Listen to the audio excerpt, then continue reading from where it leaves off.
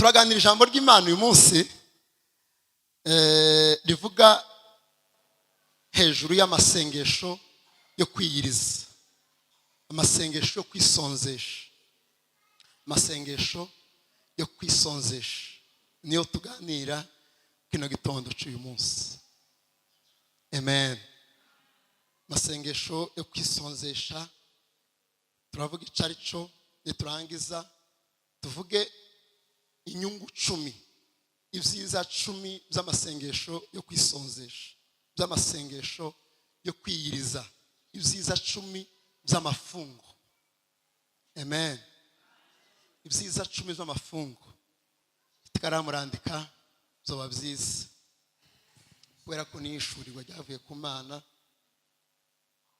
Ibi ngibi umuprofeseri wo kuri Harvard tiyo bitahura, tiyo bishuri ngo tiyo bitaho ubibona, uretse gusa mu cyumba cy'amasengesho.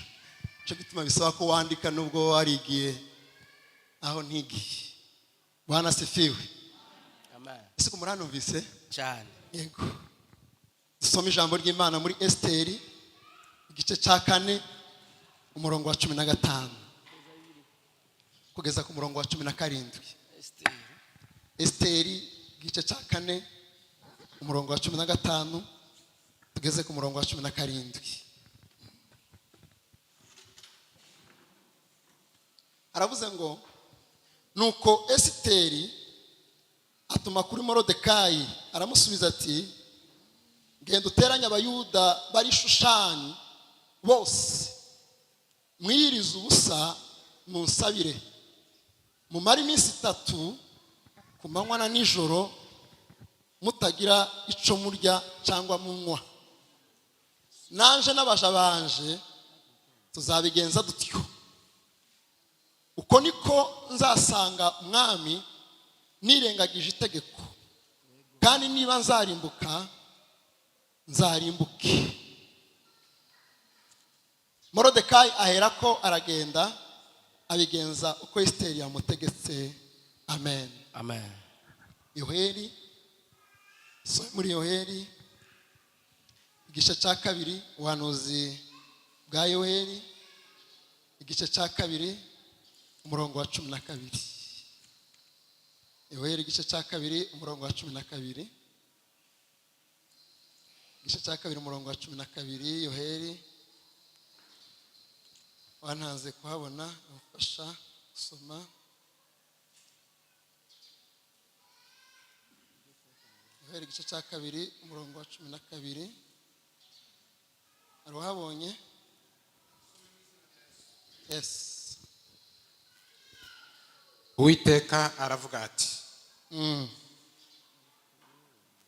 ariko nubu nimungarukire n'imitima yanyu yose, n'imitima yanyu yose mwiyirize ubusa, mwiyirize ubusa, murire muboroge, murire muboroge. 13 kuri 13. Yes. Imitima yanyu aba ariyo mutanyura, mureke imyenda yanyu. Imitima yanyu aba ariyo mutanyura, mureke imyenda. Muhindukirire Uwiteka Imana yanyu kuko igira impuhwe. Muhindukirire Uwiteka Imana yanyu kuko igira impuhwe. Yuzuye imbabazi, yuzuye imbabazi, tiyihutira kurakara, ahubwo ihorana ibambe, ahubwo ihorana ibambe, kandi yitangira kuzana ikibi. Amen. Mana mumugisha, Mana twongeye gushima izina ryawe, uze unetralize indi cyose, ijambo ryawe rigira ubasha mu mitima yacu, yongere kandi tukwegere hafi yawe mu izina rya Yesu. Amen. Amen. Umwuka yanemeje ko tugomba kuganira n'amagambo ajanye no kwisonzesha, kwiriza ubusa. Bwana sifiwe. Hallelujah.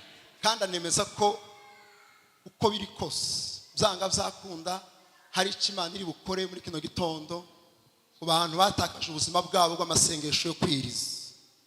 Bwana sifiwe.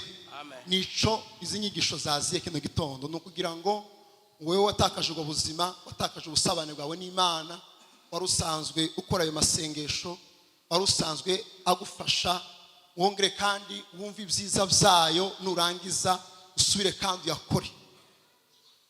Bwana asifiwe. Hallelujah. Ubu ni uburyo bwiza bwo gusenga. Turagenda twereba ababikoze guhera mu isezerano rya kera kugeza mu isezerano risha. Abahanuzi babikoze barimo ba Daniyeli, abami babikoze barimo ba Daudi, abantu batandukanye babikoze. Tuze tugere no ku ntumwa zirimo ba Paulo, ba Petero, zirimo ba Yohana, bakoze aya masengesho yo kwiriza. Nukuvuga ngo kuva kera kose, uretse mu isezerano rya kera gusa no mu isezerano risha, aya masengesho yahoze ari umushinga ukomeye, yahoze ari fondation ikomeye, yahoze ari fondation nzima abantu bubakiragaho bakabasha gusabana n'Imana byuzuye. Bwana asifiwe. Hallelujah. Ni ikintu abantu benshi bakoresheje kugira ngo bagire gusabane bwuzuye n'Imana. Ni uburyo bwiza bwo guhura n'Imana, bwo gusabana n'Imana. Abantu benshi bagiye bakoresha kugira ngo biborohere cyane kunetraliza amarangamutima y'umubiri, kunetraliza, kongera kandi kunetraliza kamere, mbese kumaraho imbaraga za kamere, ahubwo bakazamura imbaraga z'umwuka, kuko icyo umuntu agaburiye muri we nicyo kigira ububasha mu buzima bwe. Bwana asifiwe. Amen. Yesu ashimwe cyane. Hallelujah. Icyo wagaburiye cyane nicyo kigira ububasha mu buzima bwawe. Cyo wahaye umwanya, icyo witayeho cyane kigira imbaraga cyane. Masengesho yo kwiriza si umwanya gusa ufata wo kwisonzesha. Oya, ni discipline umuntu agira mu buzima bwiwe wo kureka gufungura, cyangwa se ukareka ikindi kintu cyose mu buzima ukunda, kugira ngo bigufashe kubona umwanya uhagije wo gusenga no gusoma ijambo ry'Imana. Iyo ni definition. Amasengesho yo kwiriza, amasengesho yo kwisonzesha ni discipline, ni umugenzo umuntu agira mu buzima bwiwe, ni igikorwa umuntu akora mu buzima cyo kureka kurya cyangwa ikindi kintu cyose ukunda kigutwara umwanya munini, kugira ngo ubone umwanya uhagije wo gusenga no gusoma ijambo ry'Imana. Nicyo amasengesho abereyeho yo kwiriza. Niba utabikora kubw'iyo mpamvu, Bwana asifiwe. Hallelujah. Niba utabikora kubw'iyo mpamvu, uri wrong, waribeshe, uyakora mu buryo butari bwo. Niba wiriza ubusa ariko ndubona umwanya wo gusenga no gusoma ijambo ry'Imana, ndatekereza ko aya masengesho yawe yaba gupfira ubusa. Ni regime kimwe n'izindi. Regime ni uburyo umuntu areka ibyo kurya kugira ngo wenda agaruke kuri tayi, asubire ku murongo neza, umubiri wiwe usubire ku murongo. N'abadasenga barabikora, n'abatagira gute, n'abadakijwa barabikora. Ariko amasengesho yo kwiriza ni umurongo mwiza ufata kugira ngo wongere kandi ubone umwanya uhagije, cyangwa se ube concentré, ufata umwanya uhagije wo gusenga, ufata umwanya uhagije wo gusoma ijambo ry'Imana. Bwana asifiwe. Hallelujah. Yesu ahimbazwe cyane. Amen. Bwana asifiwe. Amen. Kandi ntaravuga ibyo bintu 10, kandi abivuga uko nyine nitonze uko nyine. Ntaravuga ibyo bintu 10 byiza 10 z'amasengesho yo kwiriza. Ndabanza amabwira uburyo twibesha mu masengesho yo kwiriza tukakora uburyo butayibo. Ubundi amasengesho yo kwiriza muri Yesaya 58 umurongo wa mbere, Imana yabwiye Yesaya iramubwira ngo genda ubwire ubwoko bwanje, ugenda ubwire abagaragu banje, ugenda ubabwire ubwoko bwanje, umubwire ngo amasengesho yabo bajya basenga. Bwana asifiwe. Amen. Ntabwo kuri njewe nyakonta, ntabwo kuri njewe nyaharura, ntabwo nyakonsidera, sinyafata nk'ay'agaciro, kuko n'ubundi barasenga, ariko hari ibyo badakora, nibiye, ntabwo bitandukanye n'ikibi. Ntabwo amasengesho yabo arayo kubohora indushi, arayo kubohora imbohe, arayo kongera kandi kulibera abantu bafuzwa baboshwe. Masengesho dusenga agomba kugira impact no ku bantu bari mu kaga k'ubuzima. Bwana asifiwe. Bari mu kaga k'ubuzima, bagowe, baremererewe, akabashongera kandi kubabohora, akabakura iyo ngiyo mu mwijima, akabazana mu muco.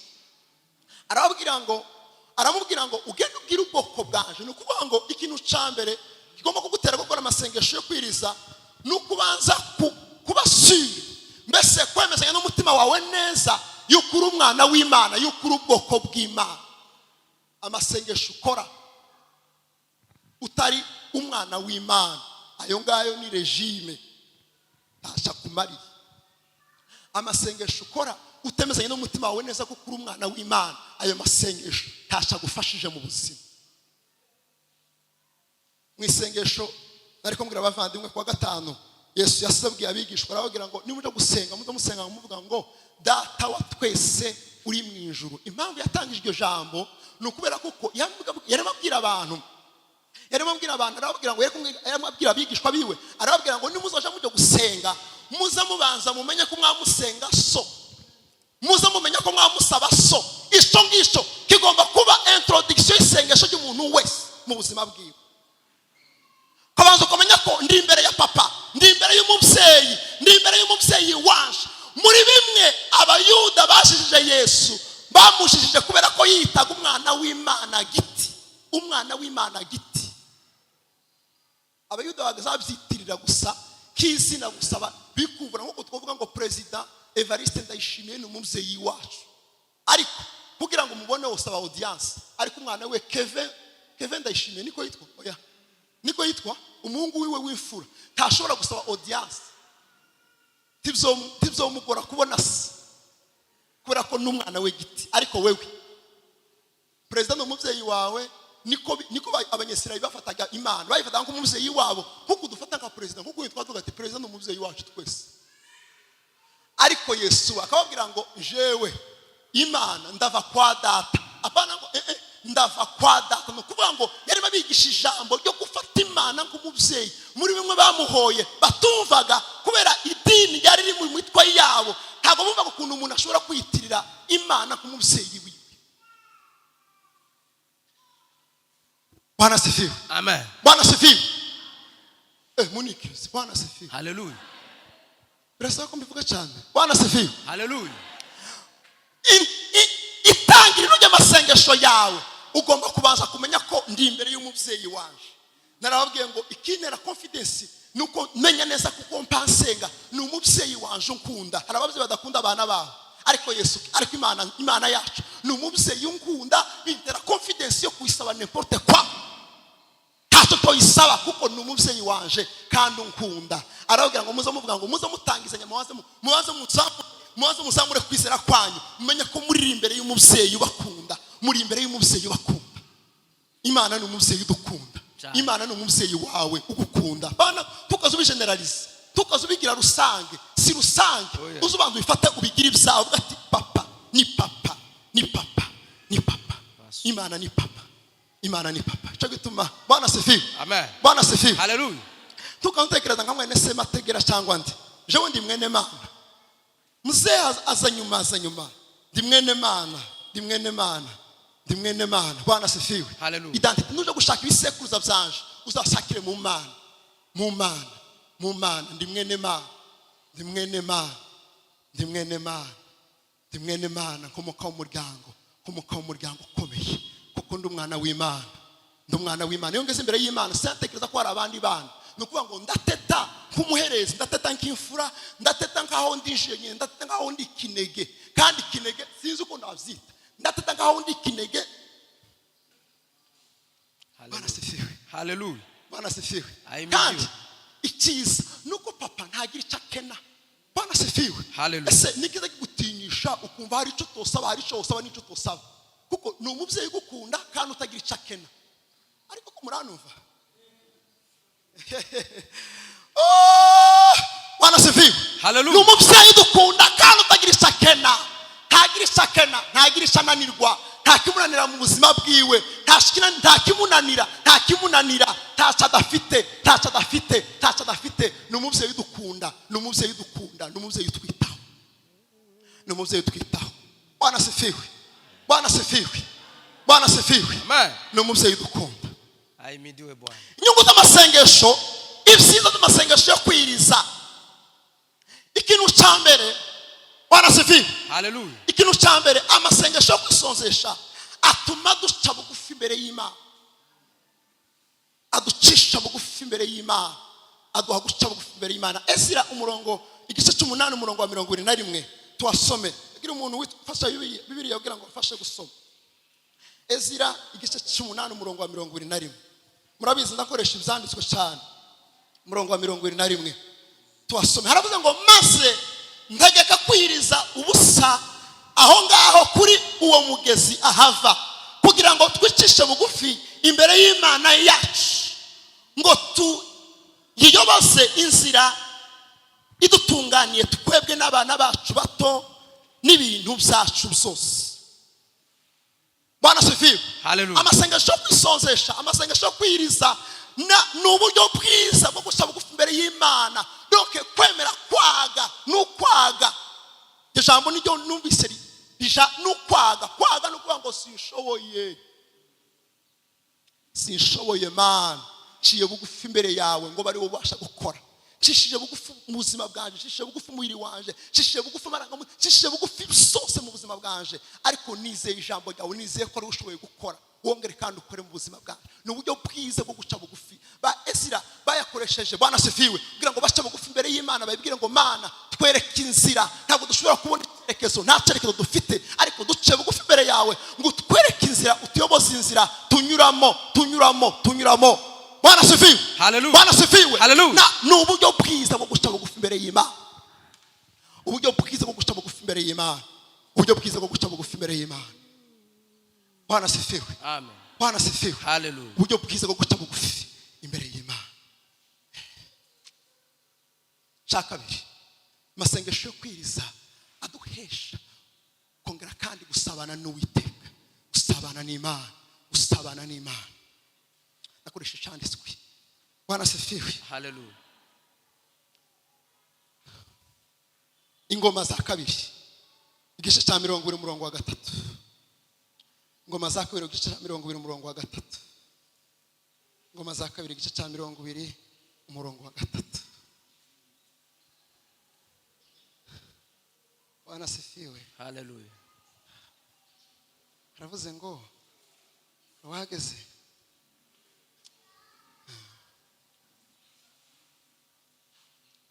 cya 20 umurongo wa 3 twasome. Haravuze ngo Yehoshafati aratinya, yihata gushaka Uwiteka, ategeka abayuda bose kwiriza ubusa.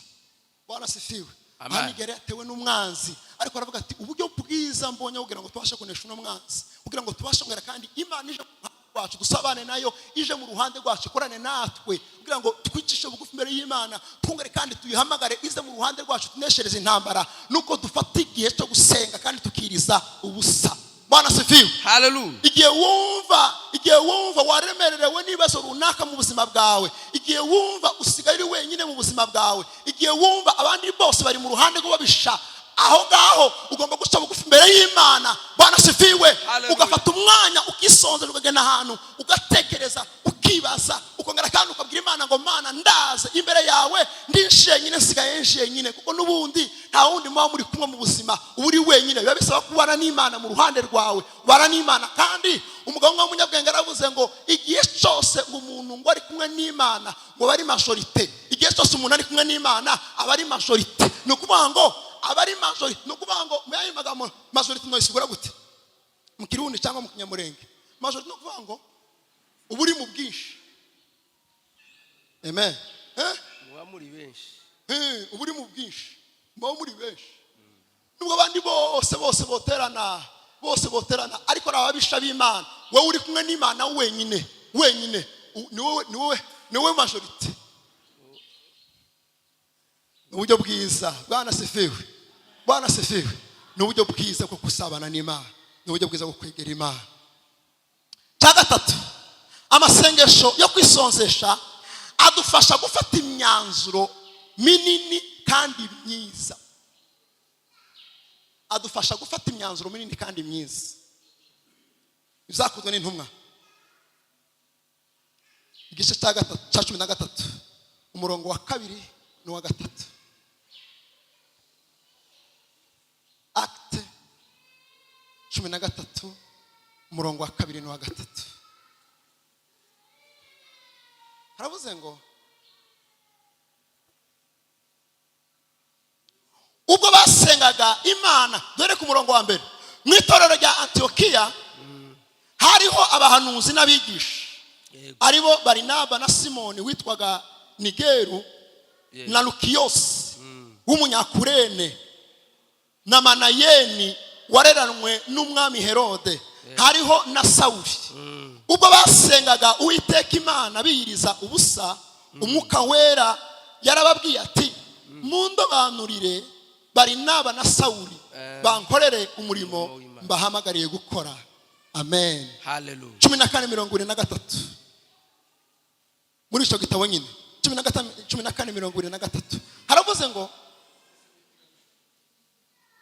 sinasinye kuri gatatu haravuze ngo nuko bamaze kwiriza busa no gusenga baherako babarambikaho ibiganza barabuhereza. Amen. Hallelujah. 14:23 haravuga ngo nuko bamaze kubatoraniriza abakuru mu itorero yose, mu matorero yose, basenga biyiriza ubusa, babaragiza umwami Yesu uwo bizeye. Amen. Hallelujah. Igihe cyose mu buzima uzatekereza gufata umwanzuro ukomeye, uzabanze ufata umwanya igihe usenga amasengesho yo kwiriza ubusa. Ayo masengesho adufasha iki? Bwana sifiwe. Ayo masengesho adufasha kubanza kumara emotion na santima zose. Utaza guhitamo ikintu ushingiye ku ma emotion, utaza guhitamo ikintu ushingiye ku marangamutima, ushingiye ku bigumbagumba. Ugomba gufata umwanya uhagije wo kwiriza ubusa ugasenga, kubanza ukamara iyama emotion yose, ya marangamutima yose, yarangiza hagasigara gusa ijwi ry'umwuka wera w'Imana mu buzima bwawe. Nizo ari kuganira kubwira ngo icyo ugomba guhitamo kuri ubu ngubu ni iki ngiki, kiriya kireke hitamo kiri. Umugabo w'umupasiteri yaravuze ngo ngwiwe ngo nta mwana w'umukobwa uzuza kumubwira ngo nakunze umuhungu ngo atarafashe igihe kingana n'umwaka wose bakundanye n'uwo muhungu yabisengera gusa yemezanye n'umutima we kuko wa muntu ari we. Apana umwaka wa relationship, umwaka w'amasengesho. Yaravuze ngo sinzemerera umwana wanje w'umukobwa kuza kumbwira ngo urumva papa abubugiwe azaramuka iryo joro bandikiranya kamaze akabwira se kwaza mugira n'isoni nkeya kweri kwandikira n'umuhungu iryo joro ngo urumva papa ngo urumva mama ngo hari umuhungu ngo biki nabikiye wa mwana we. Bwana sifiwe. Amen. Umugabo yaravuze ngo umukobwa atarafata igihe kingana n'umwaka wose ntagomba kuza kumbwira ngo nakundanye na nyanaka. Oya, banza ufate umwaka wose uri mu bisengera, nurangiza umwuka nakwemeza ko ari byo. Kandi ayo masengesho urimo wiyiriza ubusa, ugafata 3, ugafata 7, ugafata 1, ugafata weekend, ugafata itangira ry'icumweru, ugagenda ugasenga kubanza kwemeza n'umutima wawe neza ibihamya neza bivuye ku mwuka, kubona ukabona kuza kumbwira ngo papa amakuru nayangaye. Ngomba gufata umwanya uhagije kubanza kubisengera. Mwanzuro wose mu buzima uzaje gufata ukomeye cyangwa uremereye udafasha amasengesho yo kwiriza, ndakubwiza ukuri uwo mwanzuro uzivangamo ama emotion, uzivangamo amarangamutima, uzasanga wafashe ibintu bitari byo. Ariko amasengesho yo kwisonzesha, amasengesho yo kwiriza aza neutraliza ibigumbagumba mu buzima, akabimara ukadusigara gusa uvuga ngo mana. Kuko amarangamutima menshi ava ku mbaraga z'umubiri, ava ku ma emotion. Donc nako imyanzuro myinshi usanga iva gusa kubyishimo, watangira kwiterera kangahe wumva bivuye gusa ku mbaraga z'umubiri, ukamumva ngo ngurumva ngo natekereje ngo nokora kino. Ayo ni amarangamutima y'umubiri. Banza ufata igihe cyo gusenga, banza ufata igihe cyo kwisonzesha, ubanza unetralize umubiri, ubanza ubutegeke. Bwana sifiwe. Hallelujah. Bwana sifiwe.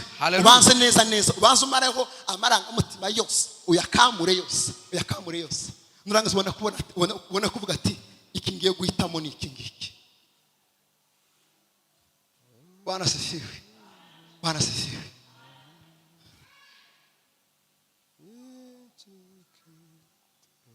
Tukaza kuchaka ngahe? Chakane. Ego. Chakane. Amasengesho yo kwisonzesha aduhesha kutavuga amagambo menshi. Bibiliya mu migani hazavuga ngo amagambo menshi ngo ntabura mu bicumuro. Amagambo menshi, umuntu avuga amagambo menshi tazabura gukora ibyaha, tazabura ngo bicumuro. Ariko amasengesho yo kwiriza azamarama. Nujya uvuga cyane iyo ashonje biragoye kugira ngo uvuge menshi. Iyo ushonje ntiwovuga. Bwana sifiwe. Hallelujah. Bwana sifiwe. Amen. Iyo ushonje usigara gusa wumva amagambo ari mu kanwa kawe, ni amagambo yo guhimbaza Imana, ni amagambo yo kuvuga Imana, ni amagambo yo kurata Imana, ni amagambo yo gushima Imana, ni amagambo ukumva n'isengesho, ukumva uvuga ku ndimi, ukumva nta kindi kintu uba wumva mu buzima bwawe. Iyo ufashe umwanya wo gusenga wo kwisonzesha, naho uri hehe, naho uri mu kazi, naho uri hehe, naho uri he, aho uri hose uba wumva gusa ikitudubiza mu buzima bwawe n'indimi, ni amagambo y'Imana, n'indirimbo, n'ibiki. Abatabisonzesha ko baramazumva kuntu biba biryoshe. Utugambo tunzamumva uzamumva. Donc nta kindi kiza kibikwibutsa. Inda yonyine zibikwibutsa. Uzi kuri masengesho. Wari uzi kuri masengesho kubera iki? Kubera inzara, inzoka zazigo. Ukibuka niriwe ntariye kubera ko ndi mu masengesho. Amagambo azama make. Amagambo asaba make. Uburyo bwiza bwo kunetraliza ururimi rwawe.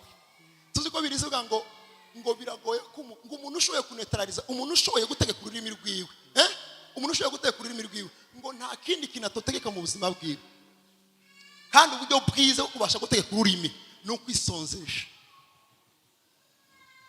Uburyo bwiza bwo gutegeka ururimi rwawe ni ukwisonzesha. Ko ndabivuga bamwe abiheruka kera. Bwana sifiwe. Kabisa. Mwaberuka kera. Kabisa. Kera. Ariko Imana yambwiye ko uyu munsi, Bwana sifiwe. Hallelujah. Irazura ubuzima bwawe bw'amasengesho yo kwiriza. Imana ishimwe.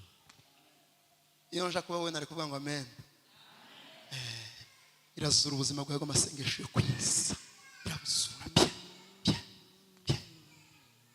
Kandi hari abantu bagira isoni zo gufata imyanzuro yo kuzana impinduka mu buzima bwawe. Ngurumva mbese ukamugira nk'isoni mu rugo kubwira ngo uyu munsi simfungura. Ngo baramavuga ngo niki cyabaye. Ngo niki cyabaye. Ngo wisonzesheje kamagira nk'isoni zico ngico gusa. Wisonzesheje nyine iyo ubwira ngo wisonzeshe. Yego nisonzesheje. Uyu munsi sinjya. Timuntekere uyu munsi simfungura. Nukuri kose nibyo Imana ishaka. Kandi amasengesho Bwana sifiwe. Si kugira ngo Imana ikumve cyane, ahubwo nugira ngo wowe wumve Imana cyane. Ubu n'amasengesho yo kwiririza nabasha gukoresha umubiri wawe iby'agahato kugira ngo ubashe kumva Imana cyane. Kuko Imana yo kumva utanirije. Ariko hari igihe kamere zizamuka mu buzima bwawe, hari igihe utangira kugaburira kamere, ugatangira kwihereza utuntu dutoya, kwiyemera gukora utuntu dutoya mu buzima, ugatangira kwiyemerera, kwifuza, kwiyemera kugira irari, kwiyemera kugira gute. Muri cya gihe nibwo intervention y'amasengesho yo kwisonzesha abakenewe. Amasengesho yo kwiriza abakenewe kugira ngo abashe kunetraliza umubiri wawe, awukoreshe by'agahato, nurangiza urushirizeho kumva Imana. Bwana sifiwe. Hallelujah.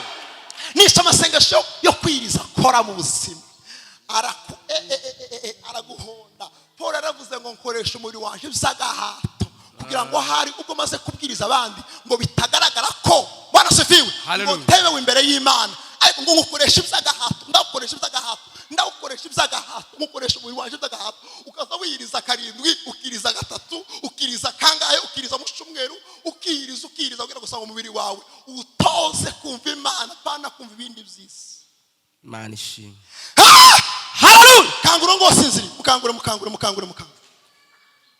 Bwana sifiwe. Amen. Nibyo amasengesho akora. Bwana sifiwe. Nibyo amasengesho akora, anetraliza umubiri wawe. Wasigara ugenda ukaza yego ndashaka kumva Imana. Shaka kumva Imana. Nijyaruheruka kumva Imana mu buzima bwawe. Nijyaruheruka kumva Imana mu buzima bwawe. Nijyaruheruka kumva Imana mu buzima bwawe. Nijyaruheruka kumva Imana mu buzima bwawe. nijya ruheruka kumva Imana wowe yumva gute uzuzukira ku mishushu ukazukira kuki ukirirwa kuki kumugoroba ukagoberereza mu ikahwa nijoro ukarara uriye ibigori n'amata n'amaki ishimwe kigashira ugafatira ikindi ufatira icya kabiri banasifiwe Imana itubabarire kabisa. yongisho yaravuze ngo itorero ngo ryoreka gukora amanama ngo rikabaho kandi ngo rigakomera cyane, ngo ryoreka gukora ibindi bintu byose amaseminere n'ibiki byose kandi ngo rikabaho cyane. ngo ariko ngo umunsi itorero ngo ryahagaritse gusenga ngo uwo munsi ngo itorero ngo niyo herezo ryayo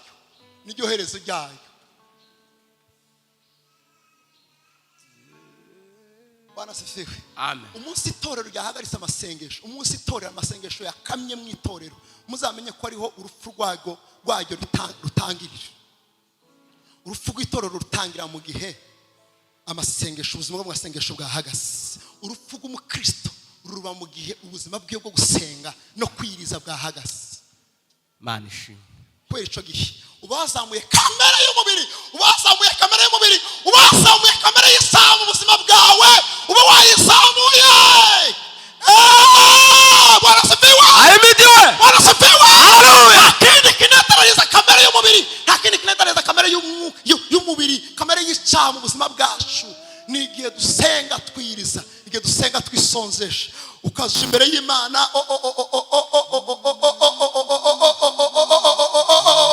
Haleluya. Bwana sifiwe. Ahimidiwe. Bwana sifiwe. Amen. Nukuri kose Mana we. Muzigite inyungu ya gatanu. Nyongezeho.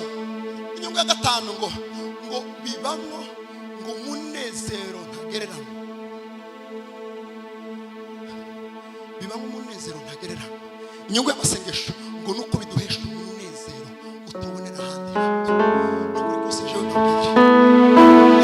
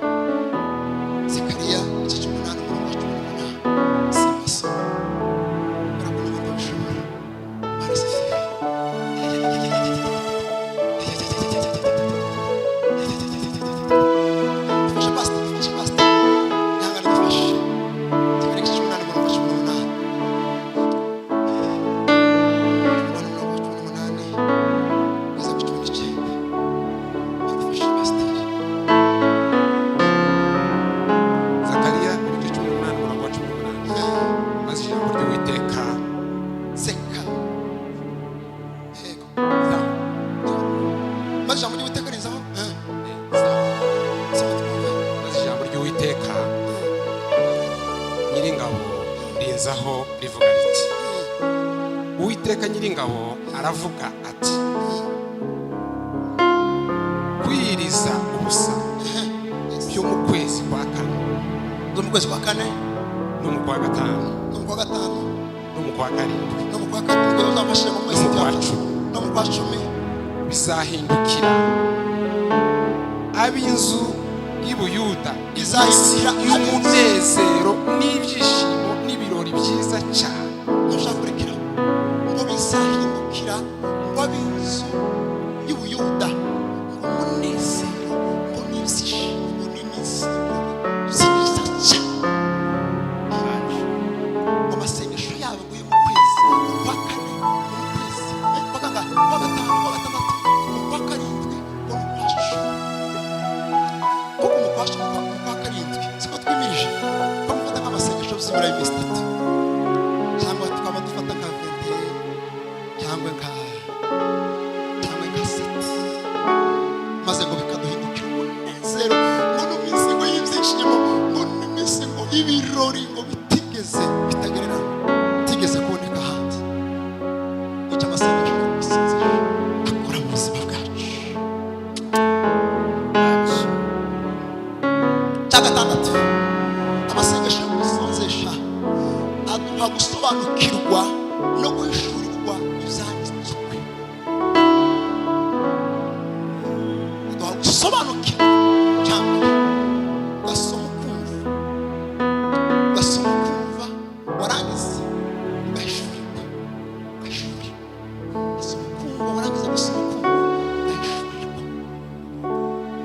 Bana sifiwe. Iyo dusenga twisonzesha tuba duhishurirwa ibyanditswe tuba tuzumva muri definition nababwiye ko ari igihe dufata n'umwanya dufata ni discipline n'igihe dufata tukiyima ibyacu byose kugira ngo tubone umwanya uhagije wo gusoma ibyanditswe, kugira ngo tubone umwanya uhagije wo gusenga ngo duhishurirwe. Isi yishurirwa ni isi y'uburyohe, niyo paradizo y'abana b'Imana. Isi yishurirwa tuzurambirwa waba uzurambirwa n'amasengesho ukarambirwa no gusoma ijambo ry'Imana ni kubera ko utaba uri mu ishuri, tuba uri mu ishuri ariko waho ishurirwa neza, waho bitahura, waho uzumva tuzokurambira. Kandi uburyo bwiza bwo kugira ngo tubikurambire ni wisonzesha. Uzumva neza bikagera mu mutima, bikagera mu bwenge, bikagera mu bwonko, bikagera bigacengera byanditswe neza. Uburyo bwiza gusobanura ibyanditswe. Ijambo ryakunaniye gutahura mu buzima tukaribaze undi uzofata gusa umunsi wisonzesha urangiza ugende wicara utuje wime ikintu cyose, wime internet. Ubundi mu bisanzwe ndatekereza ko ubundi buryo bwiza bwo gufunga bwo kwiriza bwa jeune, ubundi buryo bwiza bwa jeune muri kino kinyejana no kwima telefone. Ubona ko ni uburyo bwiza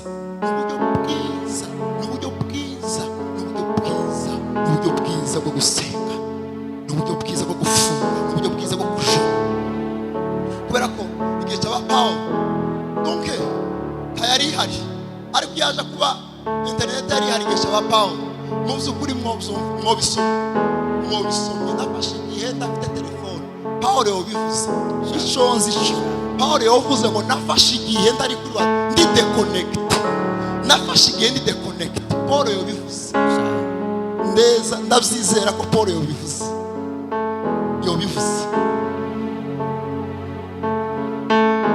Ndamuragenda uyije amugenda ukicara ahantu ugahamagara bro mwiganye, ugahamagara sister, ugahamagara kuya pele kolo zabaye kolo muzumba kolo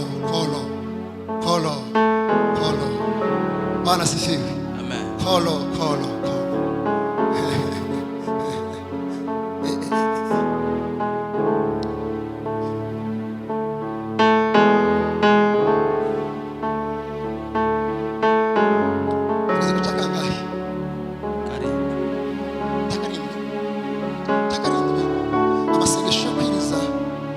aduha gusengera, aduha imbaraga zo gusengera aho turi hose.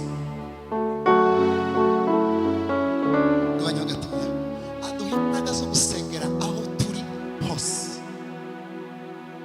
Ubundi jewe navyize ko amasengesho yo kwiriza ni icyumba cy'amasengesho ngendanwa, ni chambre de prière portable. Donc uburyo bwiza bwo gusenga utasibye akazi, mama evangeliste, uburyo bwiza bwo gusenga utasibye akazi, ukazumva umuriro w'Imana urakunyuza mu buzima bwawe, uzoze wisonzesha murangize ugenda ntakibazo uje mu kazi. Icyaheshaga Daniyeli imbaraga zo gusenga gatatu umunsi. Daniyeli ndaza kubereka ubuzima bwa Daniyeli bw'amasengesho yo kwiriza. Ndaza kubereka Daniyeli wagize ngo icyamuhesheje imbaraga zo kurya ibishimbo iminsi 10 niki nukora ko n'ubundi yari amenyereye kutarya. Ufite kurya ibishimbo yo yumvaga yari ati nta mafungo, si amafungo nukurya jewe ni mu bishimbo byawe, kubera ko yari amenyereye n'ubundi za 21 jours atawe. Ni ukuvuga ngo 10 jours y'ibishimbo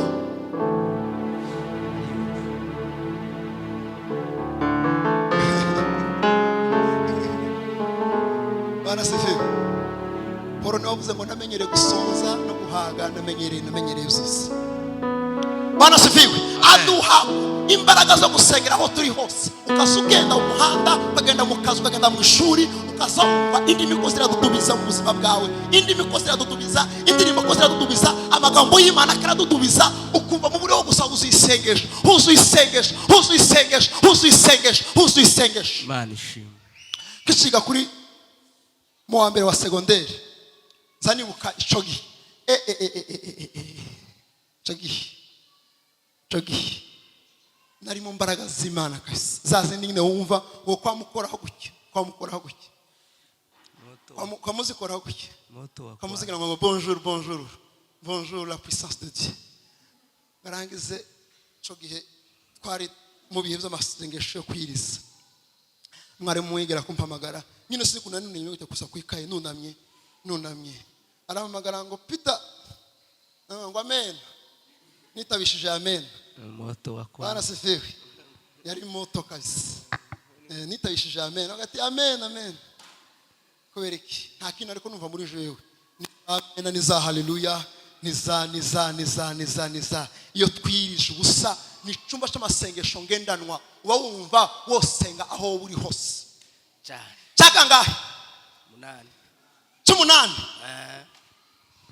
Amasengesho yo kwiriza ubusa aduhesha kubona sinababwiye cyanditswe kuri ico cya 8 kuri ico cya 7 Daniyeli igice cy'ikenda umurongo wa mbere. Daniyeli igice cy'ikenda umurongo wa mbere kugeza ku murongo wa 3. Hanyuma 8 aduhesha kubona ibyo abandi batabona. Yes, aduha amaso yo kubona ibyo abandi batabona, atwinjiza mu kirere cy'ibyo abandi batabona badahishurirwa. Ikindi kandi aduheza gutinyuka ibyo abandi batinye cyane. Nabihuje ari bibiri kugira ngo tubisange muri verse 1. Daniyeli igice cya 10 igice cya 10 umurongo wa 7. Daniyeli 10 umurongo wa 7. Mwumve ukuntu ibyo bibiri byombi mbihuje. 10 umurongo wa 7. Haravuze ngo nije Daniyeli. Tacho katwasoma ine gutya. Muraza gusoma haruguru yaho. Haravuga ngo nije Daniyeli gusa. Dore ku murongo wa 2.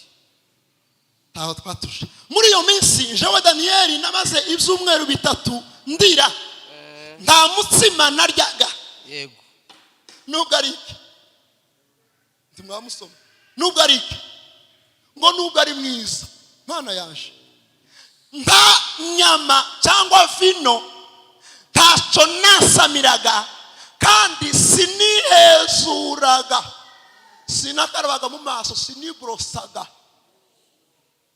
ibyumweru bitatu panda 21 jours kugeza aho ibyo byumweru uko ari bitatu byose bishiriye ku murongo wa 4. ariko ku munsi wa 24 w'ukwezi kwa mbere nari ku nkombe y'uruzi runini rwitwa Hidekeru. Nuko ntereye amaso mbona umugabo wambaye umwenda w'igitare yari akenyeje izahabu nziza yacukuwe ufazi, kandi umubiri we wasaga na yasipi, mu maso he yasaga n'uburabyo, amaso ye yasaga n'amatabaza yaka umuriro, amaboko ye n'ibirenge bye byasaga n'imiringa ishenwe, kandi ijwi ry'amagambo ye ryari rimeze nk'iry'abantu benshi. Nije Daniyeli gusa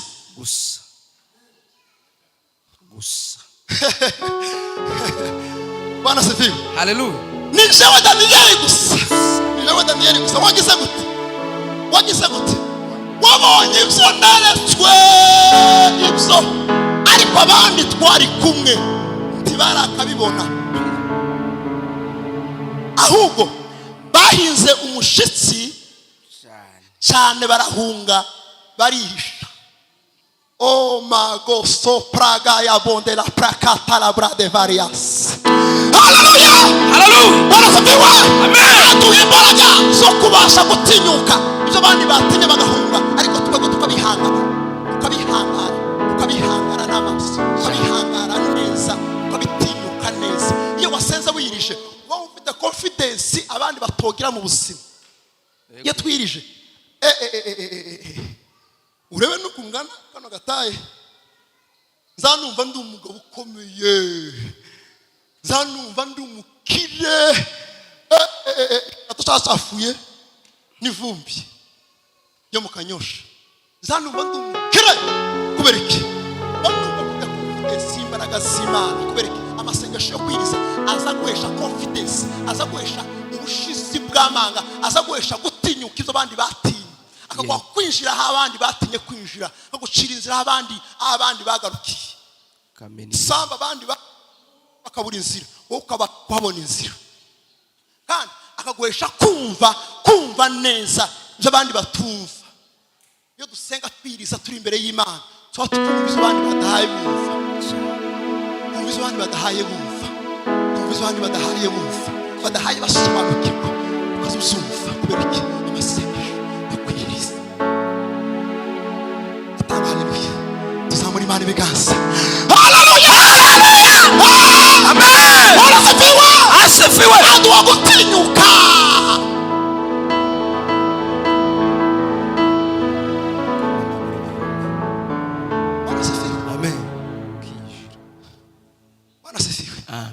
Nukuri ko si confidence, ko meze neza niba okay. Nukubera gusenga. Takindi. Ntuyaye tugira ngo nikindi. Tugira ngo nikindi pi. Mfite imyaka mike. Ugereranyije niyawe kuko harabondutana. Ariko kandi iyo uri mu mbara Hallelujah.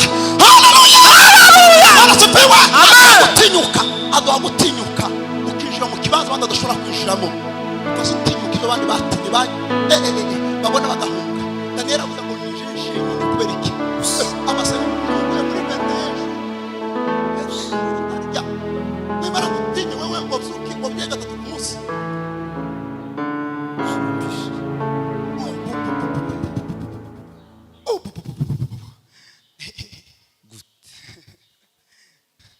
Icyanyuma ndarangije. Masengesho kwiriza ubusa ngo azayirukana dayimoni. Yego. Azayirukana dayimoni. Mariko igice cy'Icyenda umurongo wa 29. Mariko 9:29. Mariko 9:29. Mariko 9:29.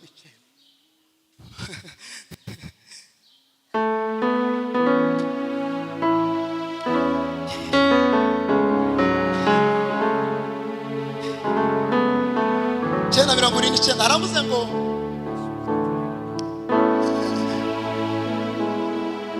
tacu bere n'umunani yinjiye mu nzu, abigishwa be babonye ko biherereye baramubaza bati niki gitumye twebwe tutashoboye kumwirukana?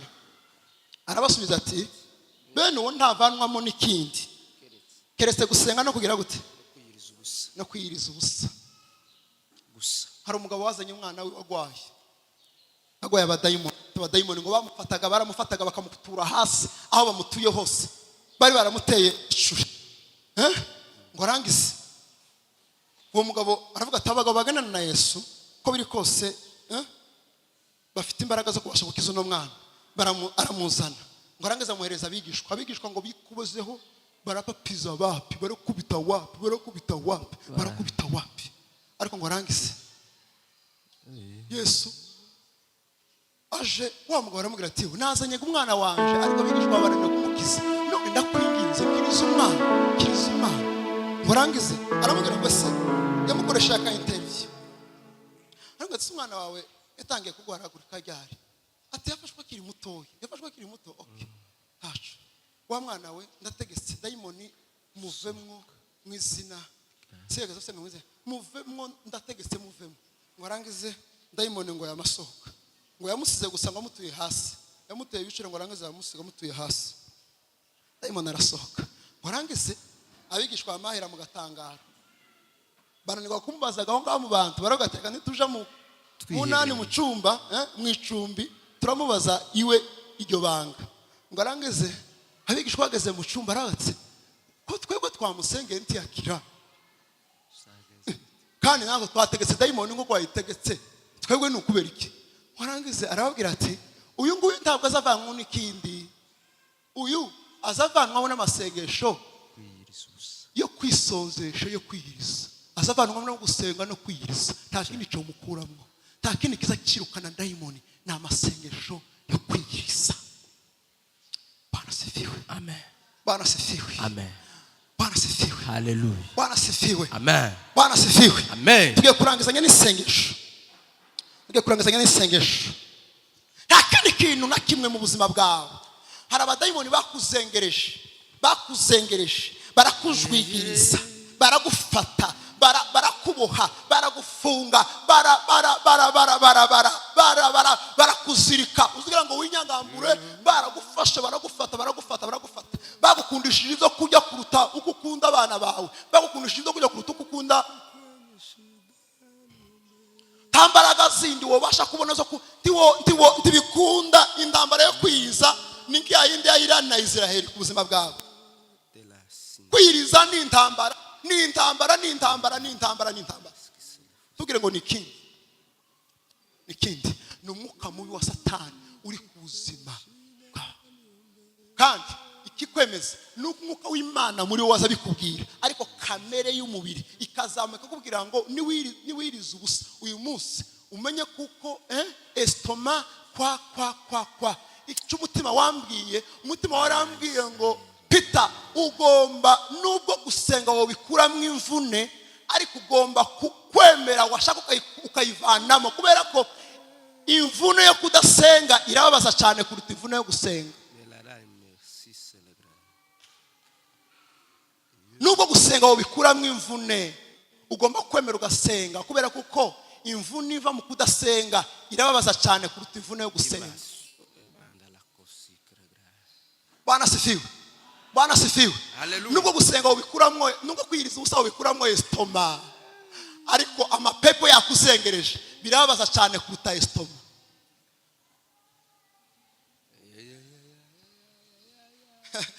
Nubwo utakaza ibiro 5, ugatakaza ibiro 5 iminsi 10, ariko gutakaza ibiro ntabwo bibabaje cyane kukunta amapepo, imbaraga z'umwijima zo kuzengereza zikakuzirika, wazugira ngo urisheganya, wazugira ngo uribatura ku cyaha runaka, wazugira ngo uribatura ku kintu runaka cyakuziritse bikakunanira. Ubwo buzima burababaza cyane kuruta gutakaza ibiro, birababaza cyane kuruta kurwara estoma, birababaza cyane kuruta kurwara mu nda, birababaza cyane kuruta. Ngomba utegerezwa gusenga, utegerezwa. Yesu ubwiwe yabyigisha abigishwa biwe. Yesu ubwiwe ayo masengesho yarayakoze. Intumwa ayo masengesho zarayakoze. Ba Daniyeli ayo masengesho barayakoze. barayakoze utegerezwa mu buzima bwawe ufata uwo mwanya ukaza ugenda igihe runaka mu mahame 7 twarimo twiga kuwa gatanu y'inyunda ya aigle twizemo ihame rivuga ngo inyunda muri principe yayo ngo iyo imaze kubona ko amababa yayo amaze gushaza ikabona ko inzara zabaye zirezire ikabona ko umunwa wabaye muremure ngo izigenda ahantu mu bitare ikaza kwishashura ikaja kwironuvera ikaza kongera kandi kwisubizamo ubusore ikasubira muri bimwe byo gufasha mu buzima bwo kwishashura kugira ngo wishashure uhinduke musha nuko ufata igihe cyawe kugana ugafata ahantu kikingirana ugasenga ubuzima bwawe bw'umwuka bukongera kandi bukagaruka bukaba bushasha.